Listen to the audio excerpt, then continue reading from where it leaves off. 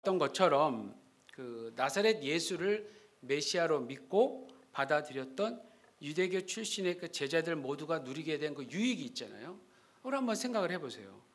서로 한 마음이 되었다든지 그렇게 묶어주셨다든지 또 그 공동체 안에서 가난한 자가 없도록 최선을 다했다라든지 또 박해가 있었어도 예수님의 말씀을 기억하면서 서로 이렇게 견디는 모습, 이게 다 유익입니다. 그러니까 오늘날 우리들에게도 참으로 귀한 본과 메시지를 주고 있는, 그들만이 누릴 수 있었던 어떤 하나의 유익이었죠. 하나님의 말씀을 받았을 때 변화되는 그 실질적인 체험을 유대에 있는 사도들과 형제들은 누구보다도 더 잘 알고 있었습니다. 그런데 여러분 2절을 보시면 그중 어떤 사람들이 그 비슷한 일을 경험한 베드로잖아요. 예루살렘으로 돌아온 베드로를 보자마자 막 따지기 시작하는 거예요.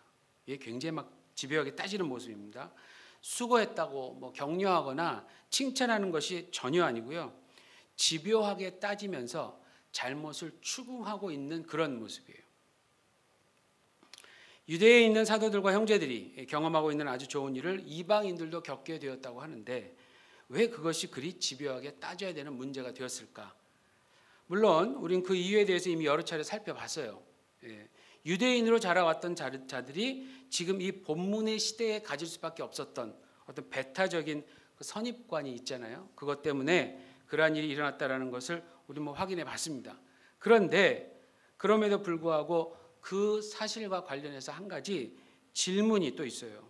어떤 질문이냐면, 그럼 과연 당시 유대교 출신의 성도들 모두가 그러한 생각을 했을까?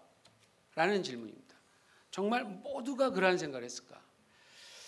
역사적 배경을 살펴본 결과 대다수의 유대교 출신의 성도들이 그랬을 것이다 라고 하는 데에는 어느 정도 수긍하겠습니다.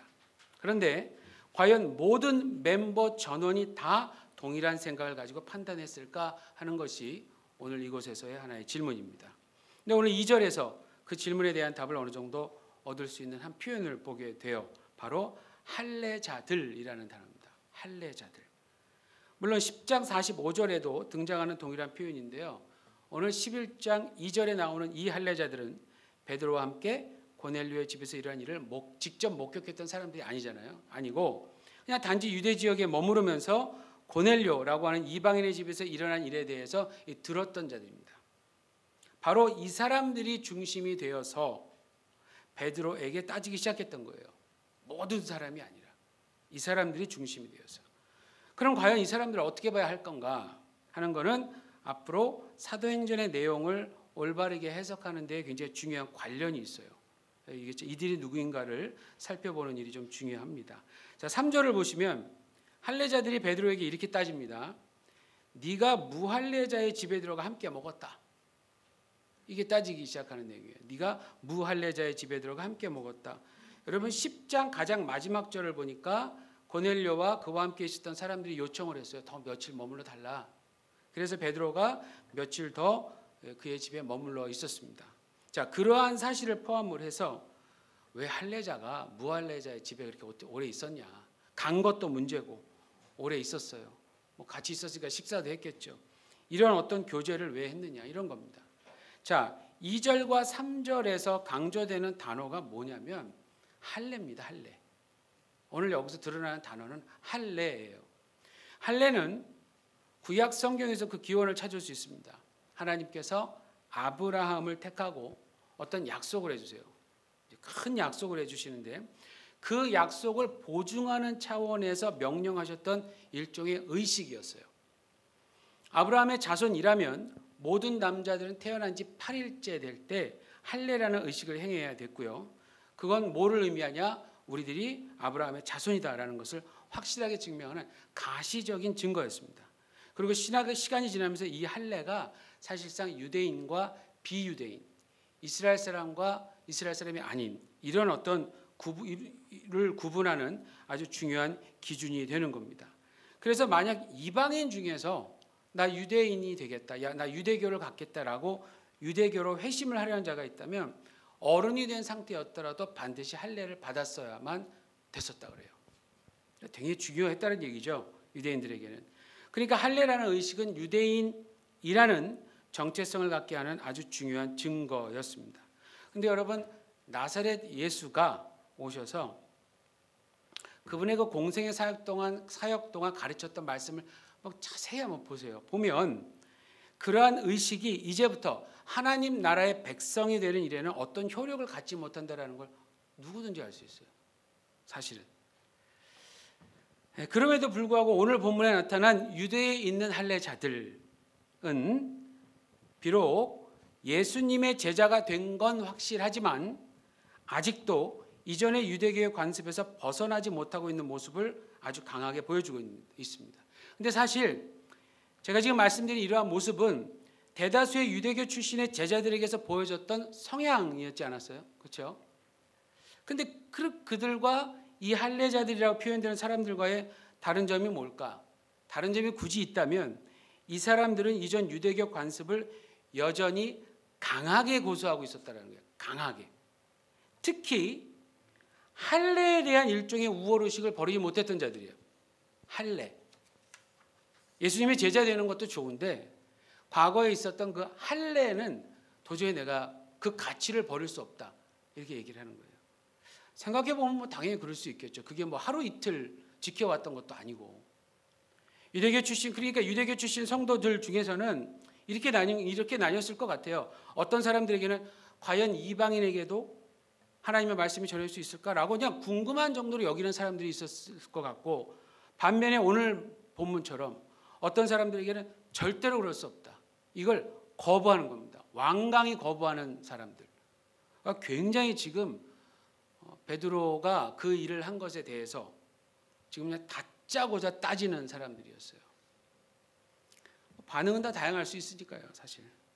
근데 오늘 2절에 등장하는 이 할례자들은 할례라고 하는 의식을 앞세워서 이방인들도 하나님의 말씀을 받았다라고 하는 사실을 절대로 받아들이지 못하는 그런 사람들이었습니다. 이거를 다른 말로 표현하면 이렇게도 얘기할 수 있어요. 나름대로 여전히 이전 유대교의 관습을 나사렛 예수의 가르침에 그대로 접목시켜서 유지하려는 사람. 이해가 되세요? 사실 우리도 예수님 믿고 나서 이전에 이제 처음부터 다 아는 건 아니잖아요. 그렇죠? 말씀을 배워가면서 이런 것은 안 해야 되겠구나. 이런 것은 지켜야 되겠구나. 여러 가지 또 생각이 되고 하는 것이 있잖아요. 유대인들에게도 동일한 고민이었어요, 이 사람들도. 근데 이 사람들은 그 할례에 대한 부분에서만큼은 양보가 되질 않는 거예요. 그래서 예수님의 제자가 되기도 했고, 하지만 여전히 어떤 할례라고 하는 우월의식은 그대로 고수하고 있는 그런 사람들입니다. 여러분, 지금 이러한 그룹이 있었다라는 걸 꼭 기억하고 계셔야 돼요. 그래야 이제부터 사도행전에서 나오는 어떤 일들을 우리가 좀 잘 이해할 수 있기 때문입니다.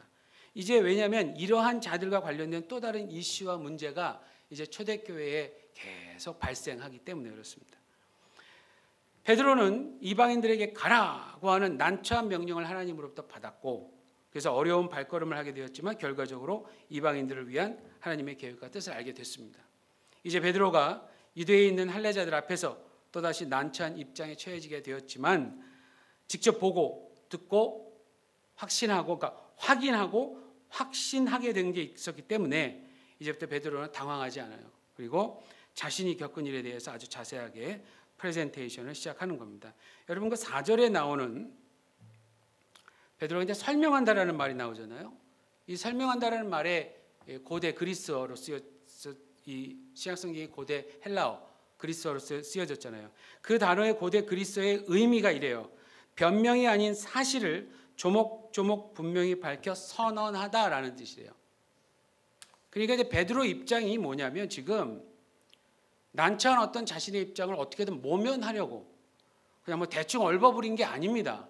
베드로가 확신 가운데 단호하게 마치 이방인 고넬료와 그의 가족들 앞에서 명확하게 증거했던 것처럼 잔뜩 지금 분에 차 있는 할례자들 앞에서 구체적으로 설명을 해준 거예요. 구체적으로. 바로 그 내용이 5절부터 17절까지 나와 있는 겁니다. 5절부터 17절. 이미 우리가 10장에서 본 내용이에요. 기본적으로 10장의 내용이 거의 반복되고 있고, 한 가지 크게 다른 점이 있다면 뭐냐면 10장은 사도행전의 저자 누가가 듣고 기록한 거지만 간접적이죠. 근데 오늘 본문의 내용은 베드로의 직접 증거라고 하는 점이 큰 차이예요. 직접 증거. 그래서 자세히 보시면 10장에서는 나와 있지 않은 내용이 여긴 있어요. 예를 들어서 14절이라든지 16절 같은 경우. 그리고 무엇보다 중요한 증거가 제시됩니다. 아주 중요한 증거. 12절에서 언급한 이 6 형제도라고 하는 부분이에요. 이 6 형제도. 10장 23절을 보면 그들을 뭐라고 표현하냐면 요빠에서 온 어떤 형제들 이렇게 기록되어 있고요. 10장 45절을 보니까 베드로와 함께 온 할례 받은 신자들이라고 나옵니다.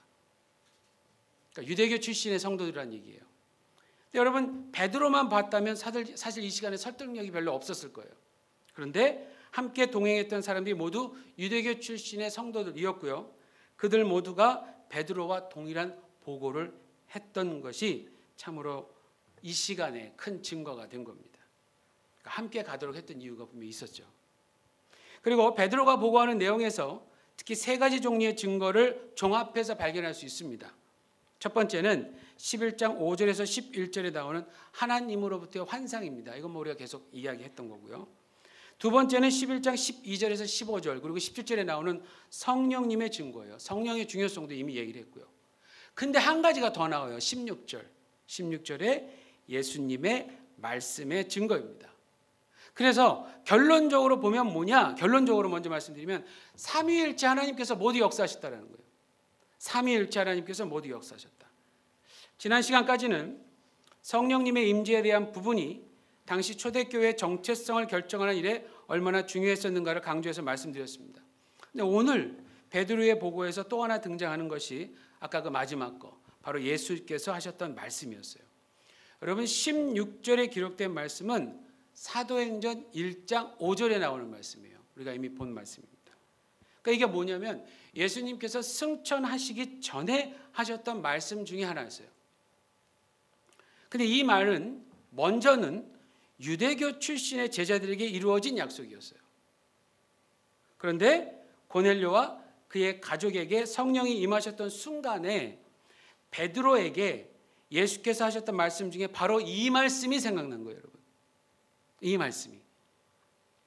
성령께서 예수를 믿는 사람들에게 오시는 일은 예수님의 제자가 되는 일에 가장 확실하고 권위 있는 보증입니다. 근데 그러한 일이 이방인들에게도 동일하게 일어난 거예요. 확실하게 봤으니까 17절의 베드로의 고백처럼 아무리 베드로라 할지언정 어떻게 부인할 수 있었겠어요. 그렇죠?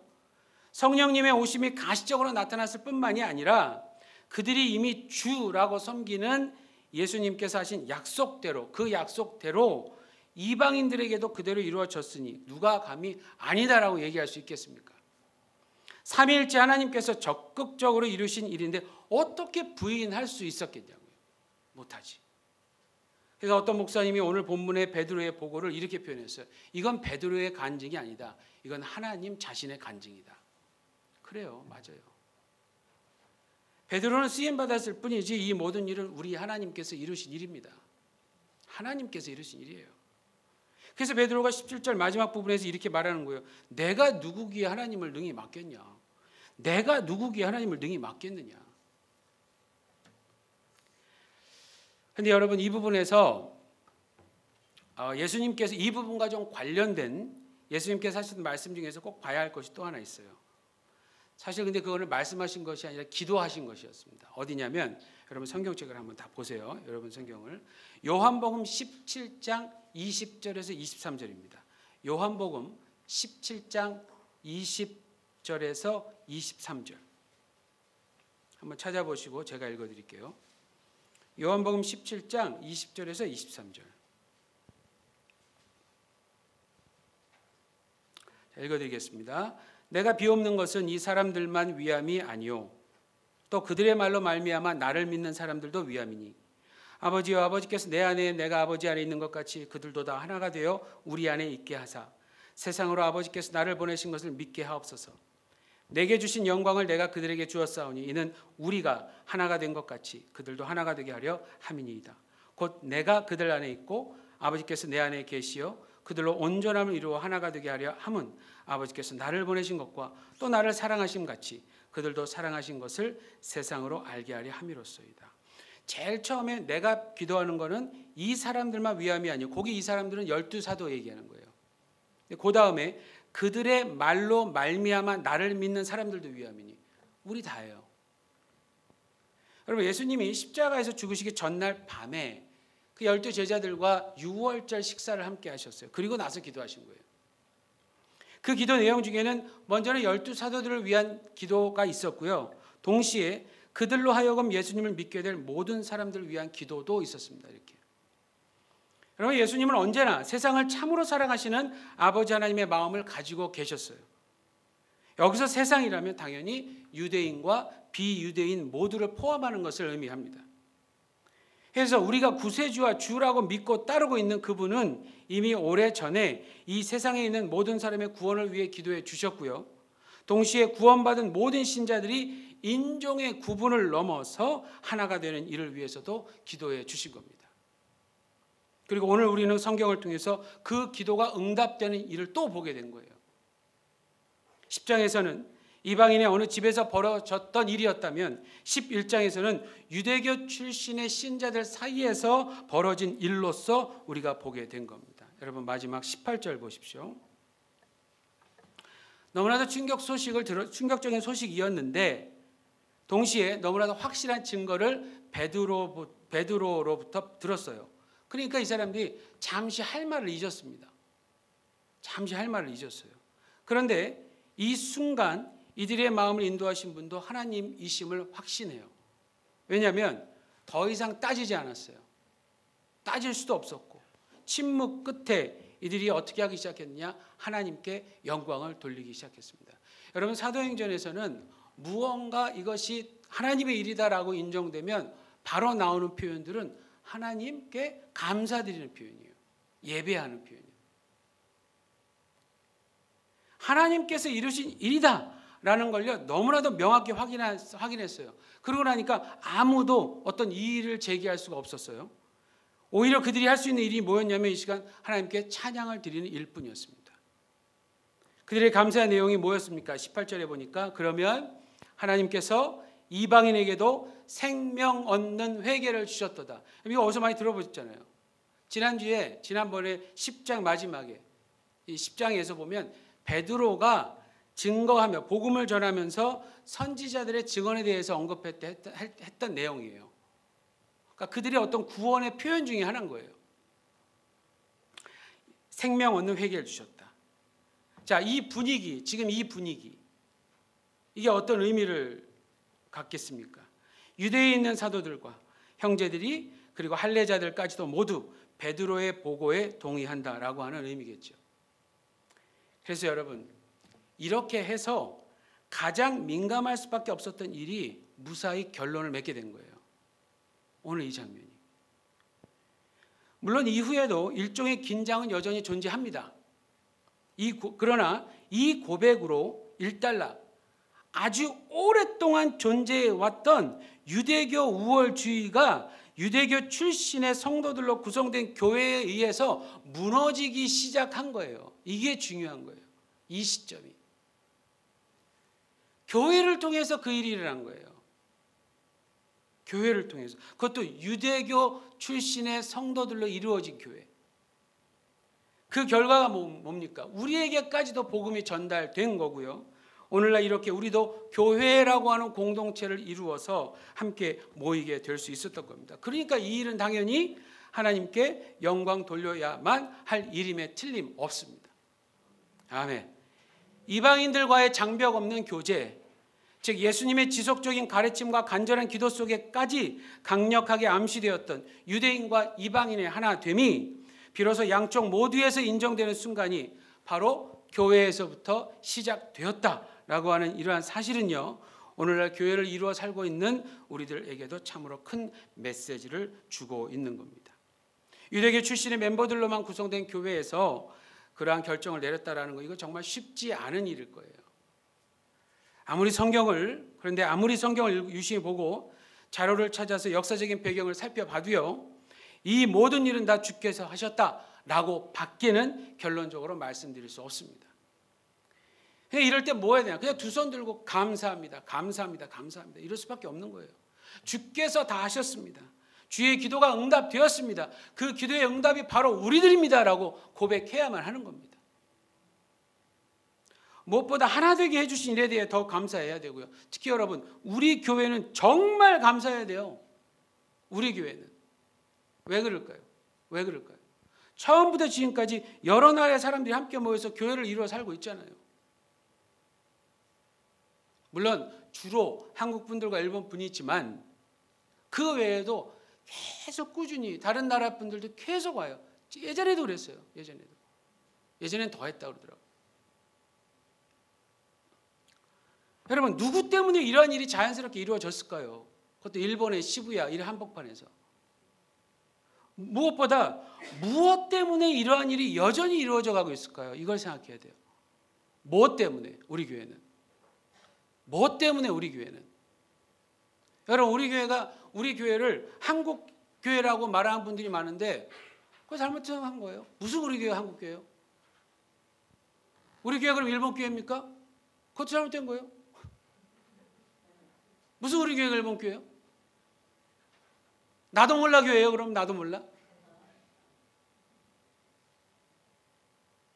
제가 생각해 이게 교회예요. 여러분, 우리 하나님 나라 완성돼서 하나님과 함께 영원히 살 때 그때도 한국 교회, 뭐 일본 교회, 중국 교회 다 따로따로? 그래서 한국 교회에서 김치 먹는 거 부러워해서 일본 교회 분들이 이렇게 보고 그럴까요? 여기서부터 천국을 누리면서 그거 연습 안 하면 제 생각에 거기 가서도 어색할 것 같아요. 근데 여러분들이 지금 함께하고 계시는 이 동경시부야 복음교회는 선교적인 교회예요. 감히 말씀드립니다만. 전 세계, 제가 예전에 한번 말씀드렸잖아요. 한번 어느 나라에서 오는지 최소 제가 2013년에 와서 온 나라들만 뽑아봤어요. 11개국이었어요. 11개국. 심지어 아프리카에서 오는 대사관도 왔었어요. 교회를 찾아오더라고요. 교회를 찾아와. 일본에 하도 교회가 없어. 찾기 힘드니까. 누구 때문에 이러한 일이 일어나고 무엇 때문에 왜 우리 교회는 그렇게 시부야에 여러분 우리 교회는 구역 예배 못해요. 아시죠? 시부야에 사는 분들이 너무 없어. 좀 가까운 데 살면 얼마나 좋아. 주중에도 좀 모여서 좀 맛있는 것도 먹고 좀 기도도 하고 좀 이러면 얼마나 좋아요. 앞만 봐도 우리 교회 못해. 이게 교회가 시부야에 있다 보니까 전 성도가 다 흩어져 있어요. 한 번은 우리 시몬의 회장님이 분포도를 한번 그려서 보여준 적이 있었어요. 제가 그걸 딱 보고 접었어요. 우리 교회는 구역 예배 못한다. 주님 오실 때까지. 그래서 막 힘들어도 주일날 소그룹을 하는 게 그래서 그래요. 뭐 흩어져 있어도 뭐 앵간히 흩어져 있어야지. 정말 뭐 멀리 있어. 그걸 만약에 애들 데리고 막 온다고 생각해 보세요. 못할 것 같아. 근데도 불구하고 왜 이렇게 비싼 곳에 다문화적인 곳에 왜 우리 교회는 여기에 있게 하실까? 우리 작년에 한번 이 땅의 가치를 알고 한번 어떻게 좀 더 이렇게 좀 다른 곳을 한번 가볼까? 뭐 멀리는 아니고요. 시부야구 안에 다른 곳을 한번 가볼까? 또 생각해보고 알아도 봤어요. 안 돼요. 아직까지는 하나님이 허락하시지 않으셨어요. 이 앞에 엉뚱하게 지금 펑 하고 뭐가 여러분 이 불 꺼보세요. 지금 더 깜깜해요. 이 위에 친교실에 여러분 거기 이렇게 뭐 나무들 있죠. 이게 옛날에 해가 들어왔을 때는 너무 자라갖고 주체를 못했어요. 지금은 안 자라.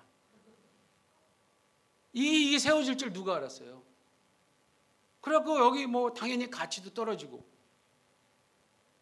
우리의 계획을 뭐 어떻게 추진을 못하겠는 거예요. 기다리는 거예요 그냥. 왜 하나님은 우리 교회만 생각하는 겁니다. 우리 교회를 왜 이곳으로 이렇게 인도하셨을까? 무엇 때문에 이러한 일이 여전히 이루어져 가고 있을까? 여러분 사도행전 1장 8절은요. 교회가 감당해야 할 하나님의 나라의 확장이라는 주제에 있어서 그 범위를 예루살렘부터 온 유대와 사마리아 그리고 땅끝까지 정해 놨습니다. 이건 하나님이 그렇게 정해 놓으신 거예요. 우리가 못 바꿔요. 그래서 그 일을 이루기 위해서 예루살렘 교회는 예루살렘과 온 유대와 사마리아까지 확장됐어요. 여기까지 됐어요. 근데 이게 그 다음이 안 되고 있었던 거예요. 그런데 궁극적으로 예루살렘 교회가 해결했어야 할 부분이 뭐냐면 땅 끝으로 가기 위한 어떤 길을 여는 일이었어요. 첫 번째 해야 될 일이. 이제부터 해야 될 일이. 근데 그 일이 뭐냐? 자신들 앞에 있는 이방인들을 간과하지 말고 그들과 먼저 하나 되는 일이었습니다. 나와 다른 사람들을 복음으로 품는 일, 그게 되어야만 하나님 나라는 교회를 통해 땅 끝까지 갈 수 있게 되는 겁니다. 그게 되어야만. 여러분, 제가 미국에서 이제 샌프란시스코에서 살았잖아요. 여기 오기 전에. 그때 되게 아시아 유학생 교회를 개척해서 사역하고 있었어요. 그때 저와 비슷한 일을 하고 계셨던 미국인 부부가 있었는데 저보다 훨씬 오래됐었어요. 아주 조용히 그 일을 오랫동안 하셨는데 그분들이 나눠주는 팜플렛 그 안에 치라시 같은 거에 이렇게 써져 있어요. 한국말로 얘기하면 당신의 정원에 있는 선교를 간과하지 마세요. 이렇게 써져 있었어요. 당신의 정원, 가든 있죠. 그 가든에 있는 선교를, 당신의 마당에 있는 선교를 간과하지 마세요. 놓치지 마세요. 이렇게 써져 있었어요. 샌프란시스코는 제가 자주 말씀드립니다만 전 인종을 다 찾을 수 있는 곳이었어요. 그러니까 선교가 거기로 옮겨져 온 거예요. 샌프란시스코 자체가 선교지가 돼버린 거예요. 그래서 저는 그 문구가 멀리 가기 전에 내 눈앞에 있는 땅끝을 간과하지 말라라는 의미로 이해가 된 거예요. 그래서 저도 당시 샌프란시스코에 유학 온 수많은 아시아 유학생들에게 많은 관심을 갖고 그 사역을 한 겁니다. 그 마음은 저는 지금도 동일해요. 우리 앞에 있는 땅끝, 우리와 전혀 다른 사람들을 복음으로 품는 일을 이곳에서부터 하지 못하면, 잘 들으십시오, 주님께서 우리를 땅끝으로 인도하신다 해도 우리는 여전히 우리에게만 관심을 갖게 될 겁니다. 그건 선교 아니에요, 여러분. 거기 가서도 김치 찾으실 거예요? 거기 가서도 매운 거 찾으실 거예요? 어느 나라 가면 얘네들은 왜 이거 먹어? 여러분, 그거 굉장히 예의 없는 표현이에요. 절대로 그렇게 하시면 안 돼요. 단기 선교 이렇게 가보면은 전부 다 거기에 불평불 많은 분들이 계셔. 그런 분들은 안 가셔야 돼요. 그냥 편히 집에 쉬어셔야 돼요. 아직 안 가셔야 돼요, 진짜. 그런 데 가서까지 막 그냥 뭐가 불편해, 뭐가 안 돼. 그럼 절대로 안 돼요.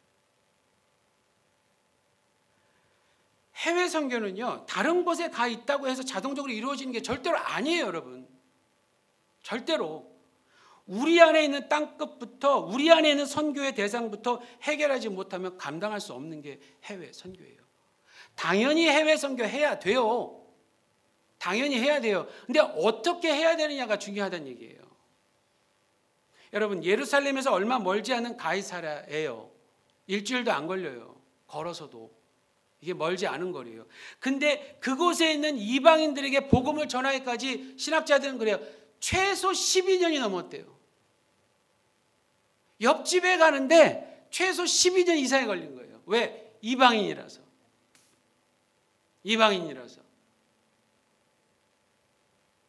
그러니까 중요한 건 뭐냐면 얼마가 걸렸던지 간에요. 유대에 있는 사도들과 제자들이 그 일을 이루는 데에 결국에는 쓰임을 받았다라는 게 중요한 겁니다. 그리고 곧 그들이 이방인의 나라에 본격적으로 교회를 개척해 나가는 것을 이제부터 우리가 보게 되는 거예요. 여러분, 오늘날 그리고 지금 우리들에게 있어서 찾아가야 할 땅끝은 어디이고 누구인가요? 세상의 모든 인류를 하나님과 그리고 서로 하나 되게 하시는 일을 간절히 이루고 계시는 주님께 저는 우리 교회가 꼭 쓰임 받기를 기도합니다. 그거 기도 안 하시면 진짜는 치사한 거예요. 여러분, 기도할 때 하나님 우리 꼭 써주세요. 우리 교회 꼭 써주세요. 우리 써주세요. 이 기도 하세요. 근데 그 쓰임 받기 위해서는 어떻게 해야 돼요? 그 일을 위해 먼저 해야 될 일이 뭐냐면 우리 정원에 있는 땅끝을 간과하면 안 됩니다. 여러분, 직장에 복음으로 품어야 될 분들이 누가 계십니까? 나와 문화가 다르고 언어가 다르고 정말 가기 싫은 분들, 가까이 하고 싶지 않은 분들 있잖아요. 때로는 그런 인종 있잖아요. 우리가 하나 예수님 제자라면 예수님이, 하나님이신 예수님이 인간으로 오신 그거를 곰곰이 좀 묵상하시면서, 그래, 나 같은 자에게도 하나님이 인간이 되어 오셨지. 여러분, 그게 묵상이 되면 내가 못 찾아갈 사람이 없어요. 정말 없어요. 우리 안의 땅끝은 어디입니까? 그리고 우리 안의 땅끝은 누구입니까? 기도하겠습니다.